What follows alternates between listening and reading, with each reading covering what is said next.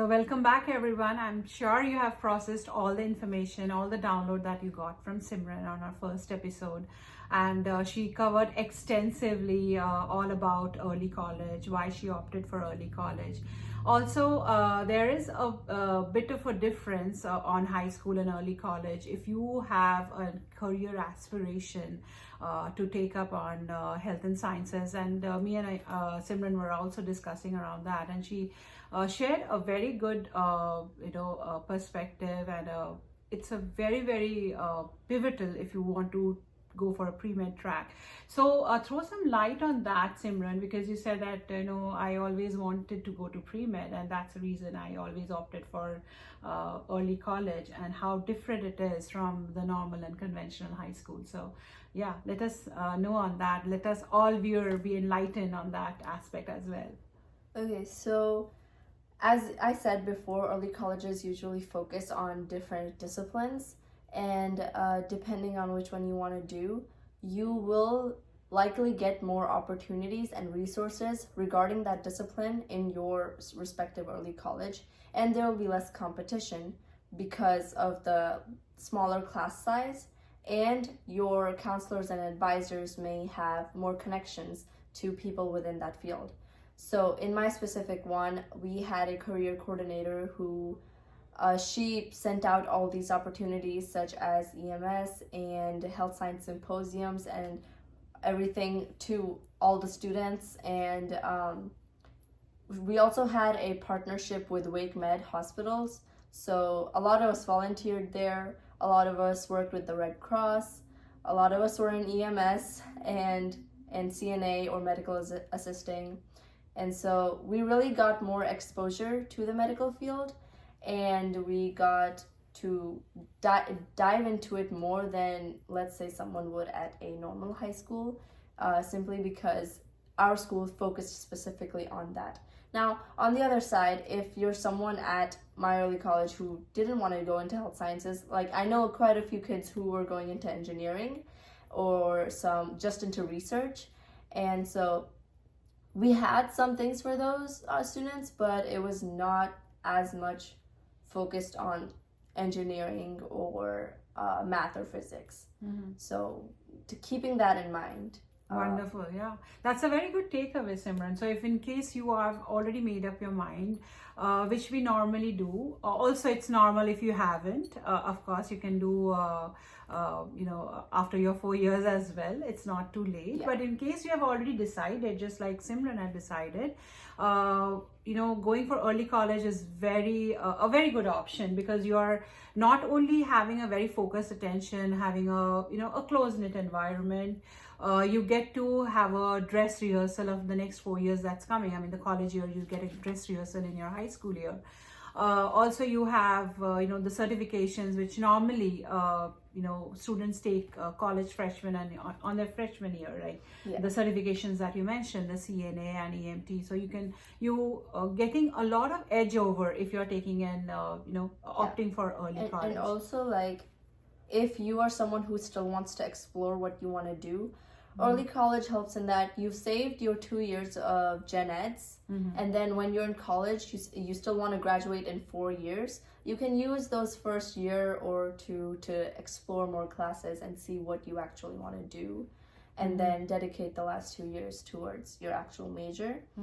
And also one more thing about clubs and extracurriculars. I know my early college, it was fluctuating, but the big ones were health sciences related. We had HOSA, and it was the largest early college chapter in North Carolina. It was really popular. We were a good HOSA team. And we also had Science Olympiad, not as big. We also had, we also had Red Cross. Red Cross was also really big for us because it focuses on service and specifically public health service. So that was really big for us. And we didn't have as many, let's say, business-oriented students or engineering-oriented students. But if we did, they had all the freedom and resources to start, say, FBLA chapters or DECA chapters. So it's real pretty freedom oriented like that, and there's plenty of teachers who are willing to support you on that journey. Now, in a normal high school, most of those clubs are already pre-established, where you have clubs and other extracurriculars for literally everything that you can think of. So if you're someone who wants that access to all these different types of clubs that you can take part in, then a normal high school would be better for that. So yeah, so I guess it's not as far as the clubs are concerned. For the normal high school, also you have HOSA, you have Olympiad, you have the Red Cross, and the students doing the blood drives, which comes with Red Cross. So those all things are there. But I guess what you are saying is that it's a very small environment, and of course it's a small, but it's a huge, like you said the HOSA is the largest chapter in North Carolina. So that's so interesting, right? You have a very close-knit environment, but you have the largest participation as far as that club is concerned, right? Did I get you right on that, Simran, or you have some other? Largest in our division, so like our early college division. And that's maybe because our students were so passionate for HOSA, not as much for Science Olympiad. Yeah. Wow. Lovely. So that's wonderful. Now, I got my clue for my next question to you, Simran. So on the early college, what is your insight on volunteering? Because we know for a normal high school journey, volunteering is very important. You have to have those hours. You have to just be there, because that makes a very essential part of your college application. So walk us through how did you craft your volunteering? Where did you volunteer? What is the expectation of early college on volunteering? Throw some light on that. So colleges want to see volunteering, especially with certain, like if you stick to one or two organizations, or you can do random volunteering too, but they want to see community service to show that you are an engaged individual and citizen in your community, and that you have compassion and are willing to help people, especially using your skills. So if you're someone in the health sciences field and you're using your medical skills for community service, perfect. If you are engineering or doing robotics or anything, and you have a project that is serving other people, meant to improve the quality of life for other people, that's also, in a way, it's not volunteering, but I'm talking about community service in general. So that also includes maybe nonprofits, but don't start a nonprofit just to start it. If you actually have an idea that you are passionate about and you think it will benefit your school or the local community or anything, roll with it. Propose it to other people, get help, and take that initiative. And and that's all of that is aside from volunteering. That's general community service. Volunteering specifically, if you're doing it through organizations or through your school, try to be more thematic with it, and stick with it, and do what you have fun with. Because when you're writing your essays, you want to mention volunteering in there somewhere, and you want to be able to write about it from a very authentic and emotional way. So it's easier to write it in that manner if you actually enjoy what you're doing. So for me, what that was is volunteering as a blood donor ambassador with the Red Cross. And so I would help check in the donors at the reception, and I would monitor them after they've donated blood to make sure they're not faint or anything. I would monitor the canteen.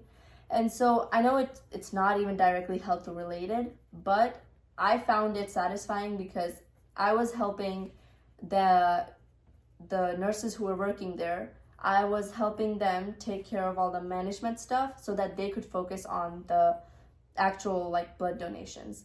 And so that was giving them more time to get more blood that will eventually end up saving lives.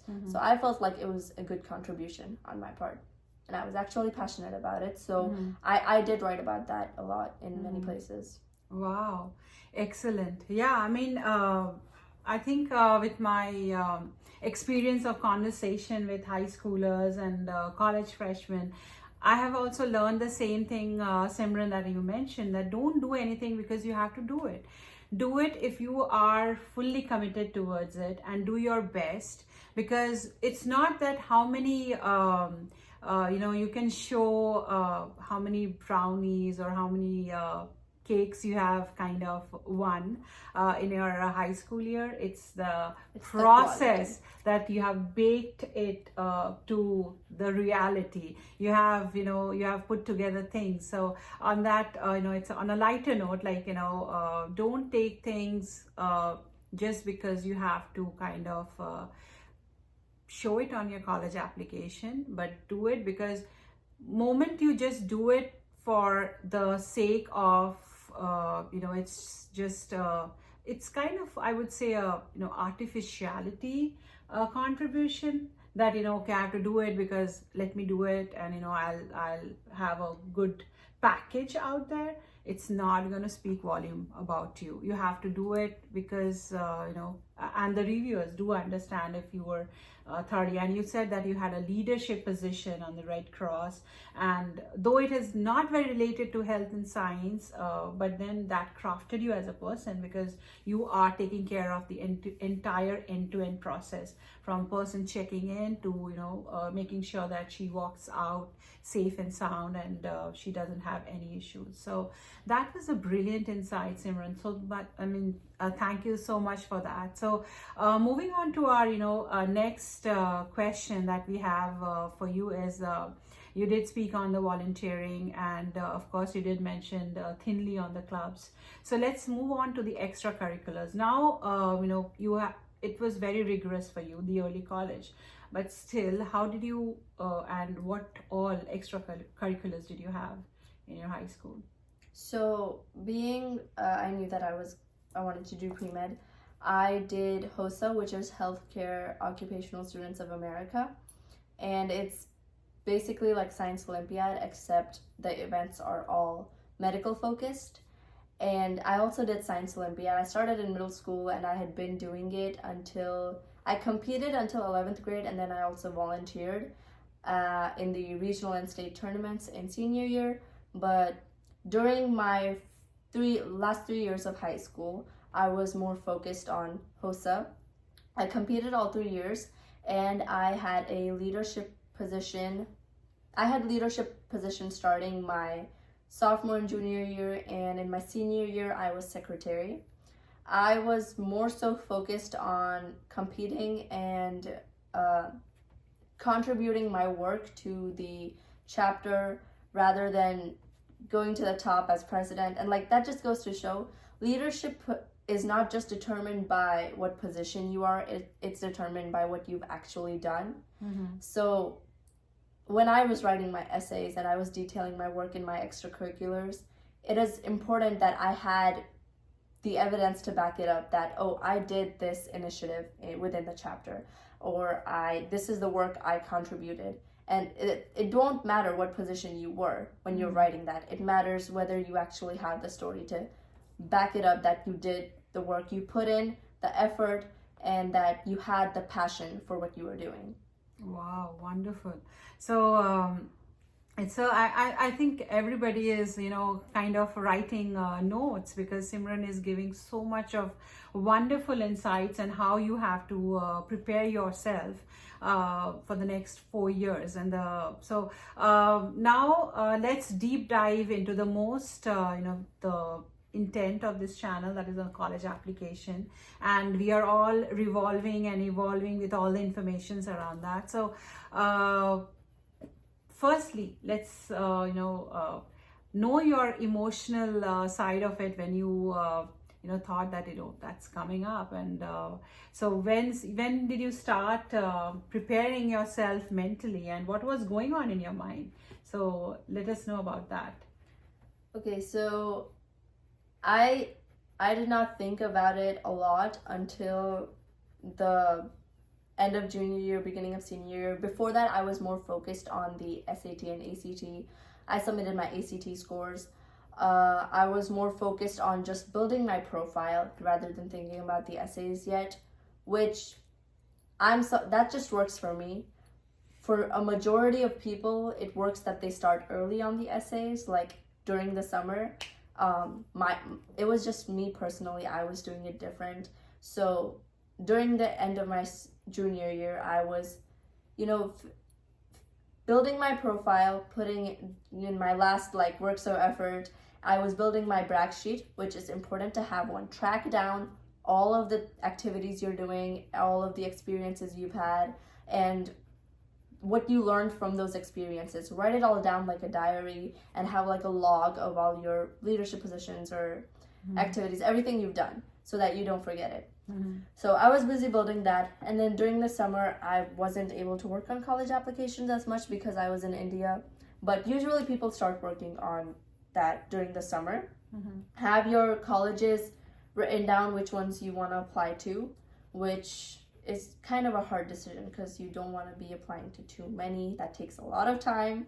I applied to 9 colleges, and I had to make it a mix of, first of all, reaches, targets, safeties. We know that rule. And also I was thinking about out of state and in-state. Being an early college student, I was more geared toward the in-state public NC colleges just because my credits would all transfer and I wanted them to transfer. Some people didn't really care whether they wanted them to transfer or not. They wanted to spend the 4 years in college, which is completely fine. It all depends on what you want. So then those people were also applying to out-of-state colleges more. So you need to have all of that figured out. What you want, what you like about each college. And so what I did was I made a list of each college, and like in each I had categories of like, do they offer this major and these classes that I want to take? What's their campus like? What's their, partying environment like? What's their, how strict are they with like say changing majors or whatever? All of that.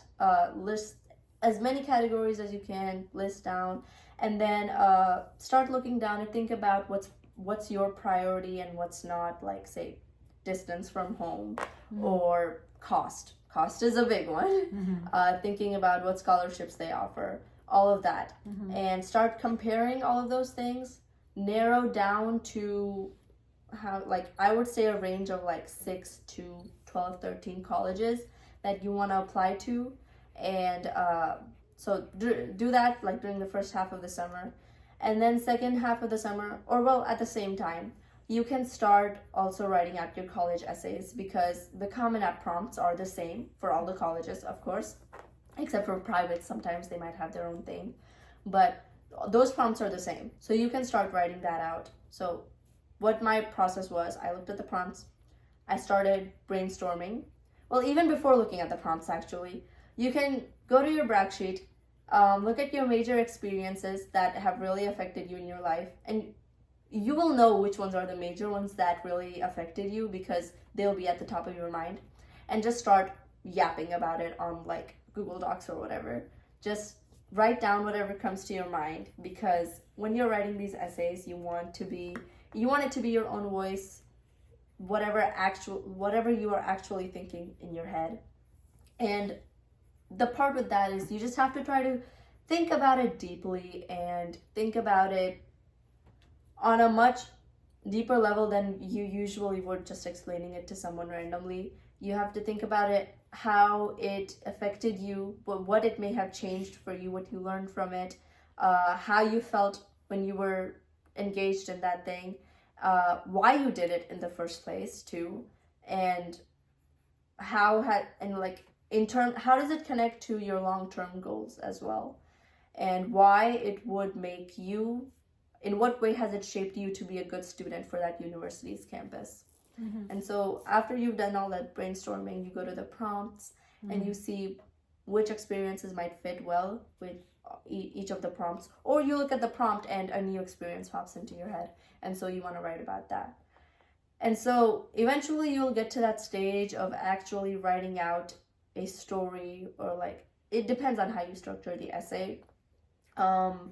If you are actually a formal person and that's just your own voice, go with that. But usually people's voice is like informal, or they have a comedic side to them, or they have a poetic side to them. So let that show through. Let your personality show through the way you write your essay. And so all of my essays were more so on the reflective side, in that I had a lot of experiences that really made me change the way I looked at my life and the way I looked at my goals and why I was doing what I was doing. And so my essays really showed that I reflected how I reflected on myself and the world after whatever it was that I experienced.